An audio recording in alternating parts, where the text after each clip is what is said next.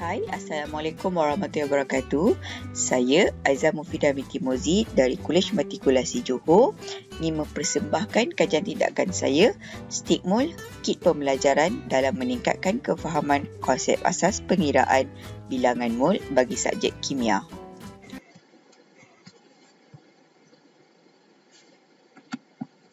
Pendahuluan. Kimia merupakan subjek wajib diambil oleh semua pelajar sains dalam program matrikulasi. Pemahaman terhadap subjek ini secara amnya memerlukan kreativiti dan daya pemikiran aras tinggi. Konsep mol merupakan salah satu subtopik yang penting. Konsep ini menerangkan bilangan zarah yang ada dalam bahan kimia. Penyataan masalah. Berdasarkan ujian formatif, 55.3 pelajar masih gagal mengira bilangan mol dari data kepekatan, bilangan zarah, jisim molekul dan isi padu gas dalam keadaan piawai ataupun suhu bilik. Berikut merupakan pencapaian ujian formatif.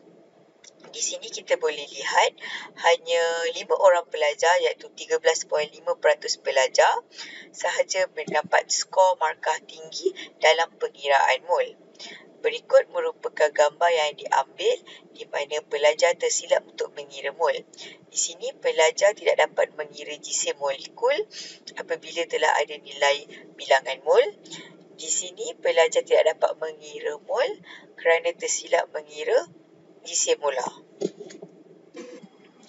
Dapatan dari temu bual ujian formatif, 17 orang pelajar tidak tahu mengira mol dari bilangan zarah, 12 orang pelajar keliru dengan operasi matematik yang diperlukan sama ada darab ataupun bahagi untuk mengira bilangan mol dari jisim molekul dan isi padu gas. 19 orang pelajar mengalami kesukaran untuk merujuk nota kerana konsep ini diajar secara berasingan. Objektif kajian secara amnya, kajian ini bertujuan untuk meningkatkan kefahaman dan ingatan pelajar terhadap pengiraan mol. Objektif khusus, meningkatkan kemahiran pelajar dalam mengira mol melalui data kepekatan, bilangan isi padu gas semasa dalam keadaan bilik atau keadaan piawai, bilangan zarah dan jisim. Membantu pelajar mengenal pasti operasi matematik yang terlibat dalam pengiraan mol. Kumpulan sasaran kajian. 38 orang pelajar dari kelas K2F5 dan K2F6. Keseluruhannya, kebolehan pelajar daripada dua kelas ini adalah tahap lemah, sederhana dan baik. Lazimnya dalam kedua-dua kelas tersebut, terdapat pelajar masih gagal menguasai konsep pengiraan mol dengan baik. Kajian tindakan ini telah menggunakan model Chemist-McTaggart di mana penyelidik telah merancang, membuat tinjauan awal, mengenal pasti masalah kajian dan selepas itu telah membuat refleksi dan merancang plan tindakan yang ingin dijalankan. Seterusnya, penyelidik telah bertindak membina kit pembelajaran yang dikenali sebagai Stigmol dan seterusnya penyelidik telah memerhati di mana kumpulan sasaran telah menggunakan kit pembelajaran tersebut dan data dikumpul menggunakan perbandingan ujian formatif dan ujian pencapaian dan juga borang soal selidik. Dan akhir sekali, penyelidik telah melakukan refleksi di mana menyenaraikan kelebihan dan kekurangan Stigmol. Dapatan daripada temu bual ujian formatif, pelajar menyatakan mereka belajar pengiraan bilangan mol dari data kepekatan, isi padu gas, jisim molekul dan bilangan zarah secara berasingan. Maka penyelidik telah mengumpulkan keempat-empat cara untuk mengira bilangan mol dalam satu muka surat. So, ini adalah komponen-komponen yang perlu dilengkapkan, yang perlu diletakkan, yang perlu dilekatkan ke dalam kertas A4 yang telah disiapkan ini. Komponen-komponen ini lengkap beserta unit dan juga operasi matematik yang perlu pelajar tahu.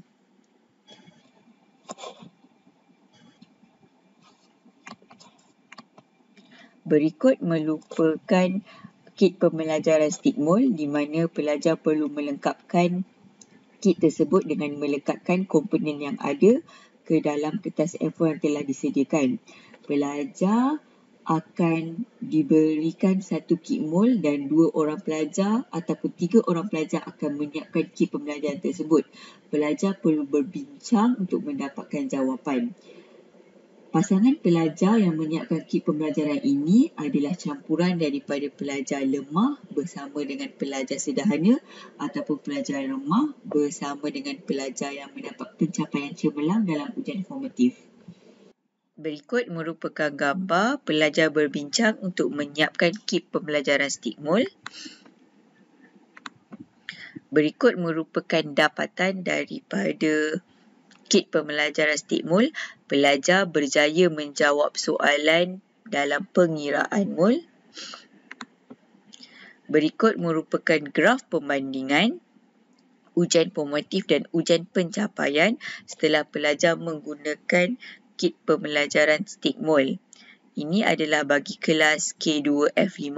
Kita boleh lihat di sini di mana biru ini merupakan ujian formatif dan oranye ini merupakan ujian pencapaian setelah kit pembelajaran kit mol diperkenalkan. Kita boleh lihat perbandingannya, pelajar meningkat setelah belajar menggunakan kit pembelajaran stikmol. Begitu juga dengan kelas K2F6, kita boleh lihat peningkatan pelajar daripada ujian formatif dan juga ujian pencapaian. Ini menunjukkan bahawa objektif pertama tercapai. Selain itu, penyelidik juga telah menyediakan satu borang soal selidik. Soalan yang pertama, adakah stikmol membantu saya menentukan operasi matematik pengiraan mol dan jata kepekatan isi padu jisim dan bilangan Zahra? Penyelidik telah menggunakan skala 5 Likert. So, 5 menunjukkan pelajar sangat setuju dan min daripada dapatan tersebut adalah 4.87. Pelajar bersetuju bahawa kit pembelajaran ini membantu mereka menentukan operasi matematik yang diperlukan. So, objektif kedua tercapai. Penambahbaikan kit pembelajaran ini, yang pertama ialah stikmol hanya menggunakan kertas A4 yang mudah berlipat. Boleh dilapik dengan kertas keras ataupun kertas yang lamina. Selain itu, komponen yang diletakkan dalam kertas A4 ini menggunakan velcro, agak sukar untuk dicabut. Penyelidik boleh menggantikan penggunaan velcro dengan magnet. Sekian, terima kasih.